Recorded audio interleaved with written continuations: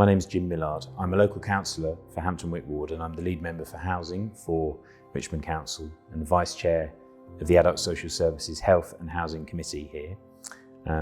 I also run a property maintenance business as my other job, and I'm an actor, so I'm juggling three careers.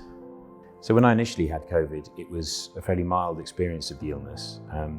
I was experiencing symptoms for about a week and sort of just a bit of fatigue, having to stay in bed and it felt like a sort of bad cold, really. I didn't have really much of a cough or anything like that. As the period of having COVID, the acute sort of phase of the illness ended, I assumed that I'd go back to normal life, but continued to feel quite tired and experiencing sort of fairly mild symptoms of fatigue and a bit of breathlessness and heart racing when I tried to exert myself. But, the advice was that it would sort of go away, so you carry on. And that started to gradually get a little bit worse as the weeks went on. But I'd heard from people, that there may be some lingering inflammation for a bit and it may take time to go away. And a lot of people were having that experience. I was still within that 12-week period and felt that I surely must be getting better. So towards the end of the 12 weeks, I started to take on more property maintenance work because I had to, as a self-employed person, there was a lot of pressure on me. I tried to abstain from physical labour for as long as possible to give myself a chance to recover. And feeling that I was getting more fatigue, I needed to do that. But then the financial imperative and my lack of understanding of what was going on meant that I went for it and started trying to do more. And that's when the symptoms started to become more and more debilitating. The harder I pushed to try and get through it, the worse it got. Very severe racing heart, at rest, severe anxiety, and deeply debilitating fatigue, clumsiness, dizziness, pins and needles in my extremities, and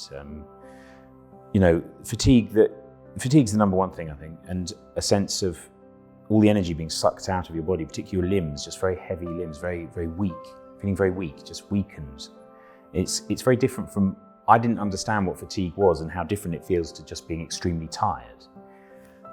It's like your body's just going no and taking all the energy out and you just have no option but to stop. And it's a very unpleasant feeling. It's very scary. I contacted my GP and went in to see him and described the symptoms, and he was very supportive and sent me to Kingston Hospital to the same-day emergency care department. And they were great. I was there all day from the morning onwards. They did lots of tests, lots of blood tests. They did an ECG. Then finally a consultant coming, and by the evening they were, saying what a lot of people with long COVID hear, which is we've done lots of tests and we can't see anything wrong with you. And actually, I was describing so many symptoms that what they said was, where do we start? They kept saying to me, where do we start? And I was like, well, I don't know. He said, I want you to try diazepam and then come back if that doesn't help. You're absolutely befuddled at that point. You don't have any knowledge, you feel very disempowered and not able to sort of at that point realise that perhaps you're being fobbed off with something that's not quite right. So I think there is a learning there, perhaps that at the hospital level for consultants, people like that who are seeing these things, that it would be helpful, I think, perhaps to have an eye open for long COVID. And I was sitting in the waiting room, and at this point it was about 7 o'clock in the evening, and the only other people there were 3 other men in similar age to me, 35 to 50, they were all around my age, about sort of 50, I think, and all had been awake with racing heart into the small hours and had had these sort of weird symptoms. All had had COVID a similar amount of time ago to me. And talking to each other, we realised that we were perhaps going through the same thing. They were all coming back and they were saying there's nothing showing up on the tests. And that just got me thinking, this could be connected to COVID, this could be long COVID. I went back to my doctor the next day and said, I'd heard of Richmond Long COVID Service, and would he think that perhaps this could be a good idea to refer me to them? And he said, yes, he did think it would be a good idea. I went to Richmond Long COVID Service, and the first thing is, you have an hour and a half consultation with an OT clinician, and that's very good. And obviously looking at all the symptoms, a chance to talk through it all. So the two key things I was given, one was around managing the small amount of energy that I have and finding my pace, getting my head out of this idea that we all have, that you can push through something. We'll, exercise through things, your body will bounce back and all that. So moving from boom and bust cycle, which we all experience in long COVID, you have a good day, so you think, I'm cured, yeah, it's over. You do stuff, and then you spend the next 2 days in bed, and going, oh God. And you have this horrible relapse, you're in this terrible, it's not great mentally or physically. Try and find your pace, which for me was about doing 50% less than you think you can do, and then doing 50% less than that. And then finally, you find it.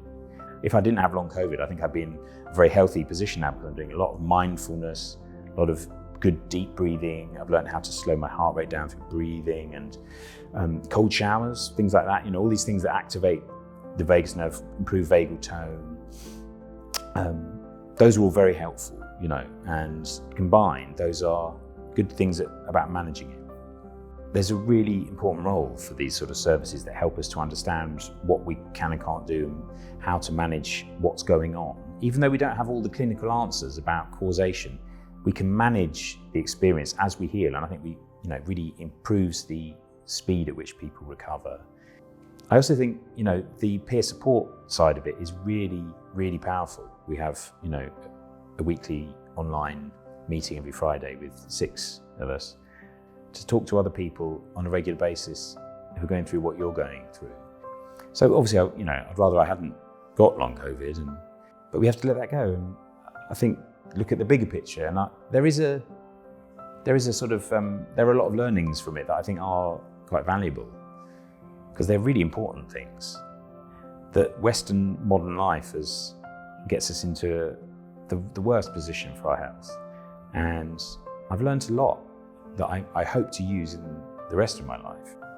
I do feel fairly optimistic about the long-term recovery outlook. I've spoken to other people who aren't in my group, but who have had long COVID, 18 months later, consider themselves to be fully recovered. So, it's clearly possible. And they all say that things like mindfulness and yoga and breathing practice and things like that were key to that. So I think once you realise that you've got to take a certain approach, that sets you on the right road. And I hope that with the knowledge we now have, and perhaps some of the treatments coming through, that we can do that sooner than 18 months. I hope to recover sooner than 18 months, but I certainly have that in my mind as a backstop, that's, this time next year I may well certainly be feeling a lot better.